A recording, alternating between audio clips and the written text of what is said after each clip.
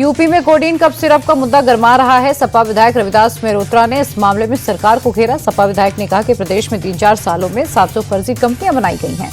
अवैध कंपनियों से ये कारोबार चल रहा था। समाजवादी पार्टी सीबीआई जांच की मांग करती रही। वहीं रविदास मेहरोत्रा ने सदन में पूछा कि सरकार का बुलडोजर अब तक कहां है। 700 कंपनियां फर्जी कंपनियां बनाई गई।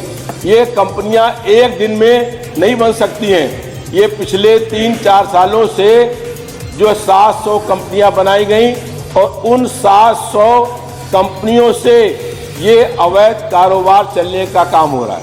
मांग ये है कि इसकी जांच सीबीआई से कराई जाए, क्योंकि इसमें बहुत बड़े स्तर के ऊपर लोग संलिप्त हैं, उनको संरक्षण मिल रहा है।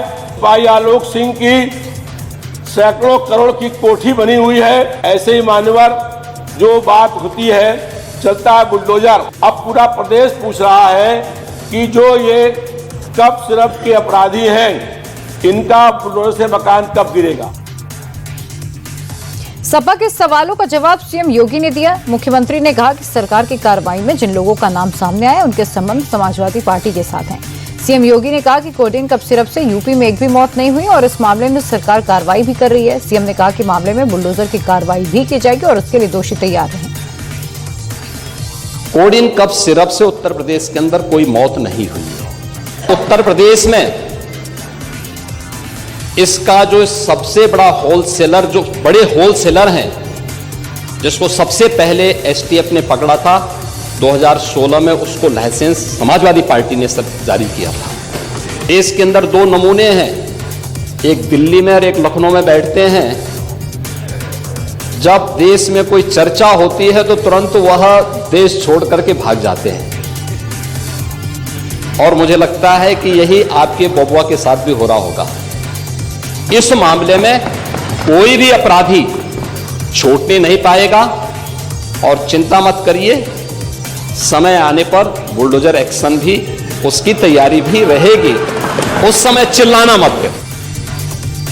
वहीं सपा विधायक अतुल प्रधान ने योगी सरकार पर हमला बोला। सपा विधायक ने कहा कि अगर सिरप पीने से किसी की मौत नहीं हुई तो सरकार अब किसका इंतजार कर रही है। जो लोग इस मामले से जुड़े उन पर बुलडोजर कार्रवाई होनी चाहिए।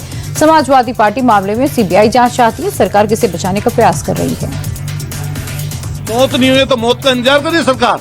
ये कौन है? डिप्टी चीफ मिनिस्टर हैं। मैं कहना चाहता हूं आपके चैनलों के माध्यम से, एनआई के माध्यम से, कि दिखाएं इनकी तस्वीर। जैसे अखिलेश यादव जी की तस्वीर दिखाई थी, माननीय अखिलेश यादव जी ने तो स्पष्ट कर दिया कि जो भी इसमें दोषी हैं, कितने बड़े लोग क्यों ना हो, किसी के साथ भी जुड़े हुए क्यों ना हो, उनके ऊपर कार्रवाई बुलडोजर की करनी चाहिए सरकार को। लेकिन सरकार उन्हें बचा रही है। सत्ता संरक्षित माफिया प्रधानमंत्री जी के संसदीय क्षेत्र से शुभम जायसवाल भाग जाता है, जिसके ऊपर हजारों हजार करोड़ की केस ईडी ने दर्ज किया है। आप बताइए, विभोर राणा विशाल सिंह, वो उनकी जमानत हो जाती है इनकी लचर पैरवी के कारण।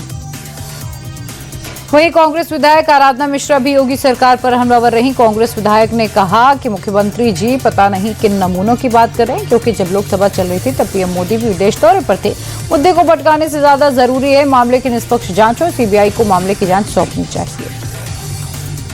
प्रधानमंत्री जी भी तो बाहर गए हुए हैं इस वक्त, जब संसद चल रहा था।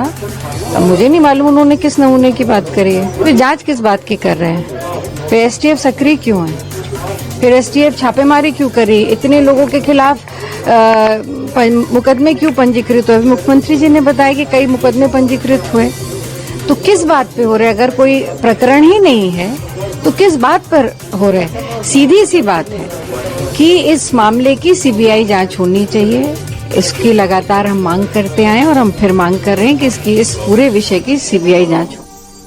वहीं दूसरी ओर पश्चिम बंगाल में ममता सरकार से अलग हुए विधायक हुमायूं कबीर ने नई पार्टी लॉन्च की। हुमायूं कबीर ने नई पार्टी का नाम जनता उन्नयन पार्टी रखा और दावा किया कि ममता बनर्जी अगली बार सरकार नहीं बना पाएंगी। हुमायूं कबीर ने यहां तक कह दिया टीएमसी को 100 सीटें भी नहीं मिलेगी और वो सत्ता से बाहर हो जाएगी।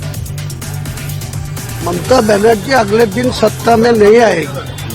मैं जोर से बोल रहा हूँ, जो 100 को पार नहीं कर पाएगी। बड़ी बात बोल रहे हैं। हाँ, मैं बोल रही, अब देख ली। उनको खिलाफ ही तो नई पार्टी बनाया।